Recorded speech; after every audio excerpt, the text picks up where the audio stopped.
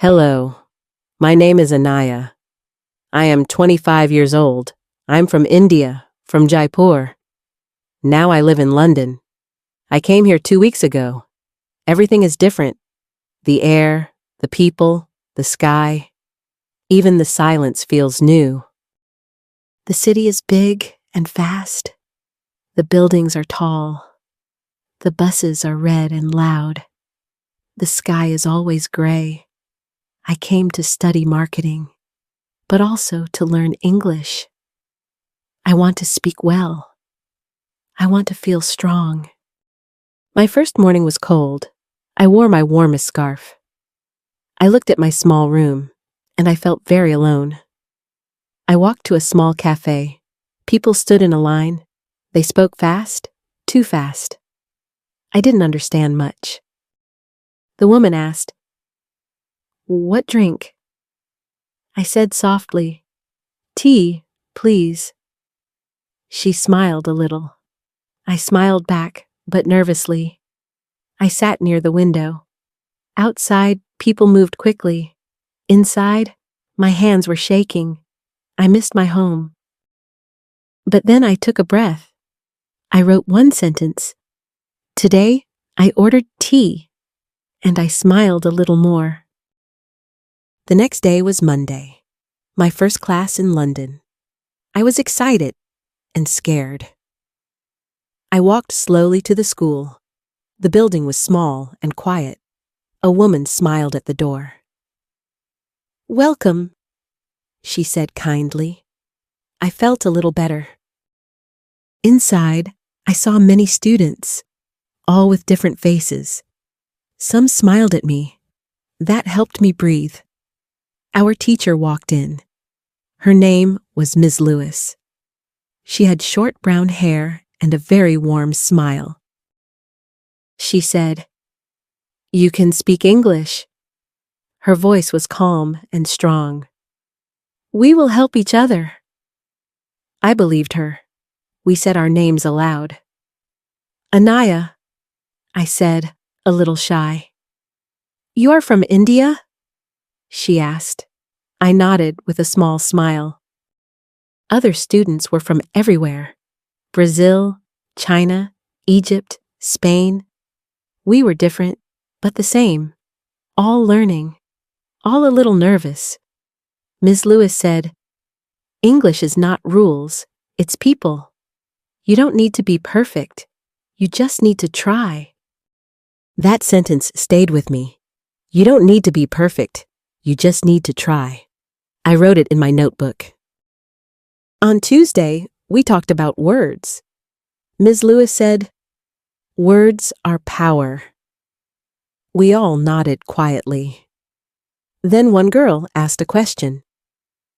"Teacher, how can I remember words?" Ms. Lewis smiled and said, "Don't try to memorize them. Try to meet them every day." She wrote on the board. "Read," she said. "Reading is magic. It gives you new words, and it shows how they live. Read something easy," she added. "Children's books, simple stories, menus. If you like it, read more." That idea felt good. After class, I went outside. There was a small library nearby. I walked in slowly. Books were everywhere. I smiled. I chose a small book. It was called A Day in the Park. The sentences were short, but they felt alive. At home, I read slowly. One page, then another. Some words were new. I used my phone to help. I didn't feel tired. I felt proud and curious. That night, I read again, and I slept with a smile. On Wednesday, something scary happened. Ms. Lewis said, "Today, we practice speaking." My heart beat fast. Speaking made me nervous. She gave us a paper. On it were small questions. What's your name? Where are you from? Basic, Simple things, but still hard. We worked in pairs. I sat with Diego from Mexico. He smiled and said, "Hi." I smiled back. "Hello." He asked, "What's your name?" I said, "I'm Anaya. I'm from India." I was slow but clear. He nodded and smiled again. Then I asked him, "Where are you from?" I forgot one word. He waited and helped me. We both laughed a little. We were not perfect, but we were trying. That felt like real learning. Ms. Lewis walked over. She listened to us speak. "You're doing great," she said. Her words made me smile. After class, Diego said, "Good job today, Anaya." I felt happy, not afraid. Speaking was still hard, but possible. On Thursday, Ms. Lewis shared a tip. "Today," she said, "we try shadowing." I didn't know the word. I listened carefully and watched. She played a short video. A woman said, "Hello, I'm Sarah." We had to repeat fast, right after Sarah spoke. It felt strange at first, but Ms. Lewis said, "Don't think, just repeat." So I closed my eyes. I said the words, "Hello, I'm Sarah." My voice was quiet, but it felt good. We practiced for 10 minutes. "Say the words like music," Ms. Lewis told us. "And don't stop, even if wrong." At home that night, I tried shadowing again. I found a video online. A man talked about food. I paused, listened, repeated, again and again. "Hello, I'm Tom. I like bread." It was simple, slow, clear, but it helped my tongue. My words came faster. My fear started to fade. Shadowing became my habit, 10 minutes every day. It trained my mouth gently, like exercise, but for English. On Friday, we met a girl. Her name was Julia, from Italy. She spoke English so well, everyone wanted to know how. Ms. Lewis asked her, "Julia, how did you learn?" Julia smiled and said, "I think in English, I speak aloud." We were surprised and curious. Julia explained it slowly. "When I'm alone, I speak. I say my thoughts out loud." She gave an example. "I am walking now. The sky is blue. I feel happy today." It sounded simple, even funny, but Ms. Lewis agreed. "Yes," she said, "it works. Your brain starts learning faster." That night, I tried it. I washed dishes and spoke. "I am washing this cup. The water is warm." I walked around my room. "I have one blue pillow. My lamp is small. My book is open." The words were not perfect, but they were mine, my voice, my thoughts. In English, not Hindi. I felt proud and free, like my brain was changing. Slowly, day by day, English was becoming my friend. On Sunday, I wanted to relax. I went to a quiet cafe. I ordered tea with milk and opened my notebook to write. At the next table, a woman dropped her phone. I picked it up and said, "Here, this is yours." She smiled and said, "Thank you so much." Then she added, "You're not from here?" I nodded. "I'm from India." We started talking slowly. Her name was Emily. She was a photographer. She lived near the cafe. Emily said, "Your English is good." I laughed and said, "Still learning." She gave me her number. "Text me if you want tea again." That night, I was nervous, but I wanted to try. I opened my phone and wrote, "Hi, this is Anaya. Thank you today." Then I added more. "It was nice meeting you. Would you like tea again? Soon?" I checked the words 5 times. My hands were shaking slightly, but I pressed send anyway. After 2 minutes, she replied, "Yes, let's meet next Sunday." I smiled for a long time. It was just one message, but I did it myself, in English, with confidence. One morning, I went exploring. I wanted to see a bookstore. I saw it online last week.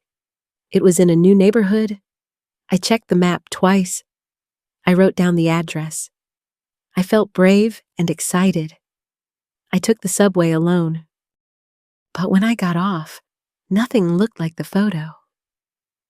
I walked down one street, then another, then another. After 20 minutes, I stopped. I was in the wrong place. I looked at my phone. No signal, no internet. My heart beat faster. I felt small and nervous. Should I go home now or ask someone for help? I saw an old woman with a red scarf and dog. I took a deep breath and walked over to her. "Excuse me," I said slowly. "I think I'm lost." She smiled kindly and said, "Where are you trying to go?" I showed her the name. She said, "Oh, very close," then gave me directions slowly, street by street, turn by turn. I thanked her many times. She said, "Good job speaking." Those words gave me strength. I found the bookstore at last. It was small and warm. Books filled every wooden shelf. I picked one in English and sat by the window smiling. On Friday, Ms. Green said, "Next class, short presentations. Only 2 minutes each. Talk about something you love." My heart jumped a little. "Me? Speak in front?" But she smiled gently and said, "You can do this, Anaya." That evening, I felt nervous. What do I love most? I thought about home, India. I thought about mango trees. I opened my notebook slowly. I wrote simple sentences down. "I love mangoes," I began. "My father grows them at home." I practiced reading them aloud. Then I used shadowing again. Then I practiced in the mirror. Again and again until bedtime. The day of the speech came. I wore my yellow scarf. I held my paper tightly. My hands felt cold. When it was my turn, I stood up and breathed. I looked at my classmates. Then I started to speak. I talked about summer mangoes, how they smell and taste, how my family eats together, how much I miss them. When I finished, it was quiet. Then someone clapped. Then more. Miss Green said, "Well done." And I smiled, deeply proud. It's been 3 months now since I came to London. The city feels less big. I feel a little braver. I still make mistakes sometimes. But I don't feel scared. I ask questions. I try. And I speak more clearly. I go to class daily. I work part-time at night. I take the bus alone. And I help new students. I read small books now. I understand more each week. Sometimes I think in English. That makes me smile inside. I talk with neighbors outside. I order food without fear. I even tell short jokes, and people laugh with me. Ms. Green once said, English is not just grammar. It's confidence. It's connection. And you are growing both. She was right, I think. I feel different than before. I am stronger. I am learning, and I'm proud of my path. If you're learning too, don't be afraid of mistakes. Every sentence is progress. Every try makes you better. I'm still learning every day, but I'm not the same girl who arrived scared and quiet. I am Anaya. I am growing. What did you think of Anaya's story? What part touched your heart the most? Have you ever had to start over in a new place, with a new language and big dreams? Share your thoughts in the comments. We'd love to hear your story. If this story moved you, and if you enjoy emotional English stories like this one, please like the video. Share it with someone you care about, and don't forget to subscribe and turn on the notification bell for more. Thank you so much for watching. We hope to see you again very soon. Remember, life can hurt, but it can also heal. You are stronger than you think, and your story is not over yet.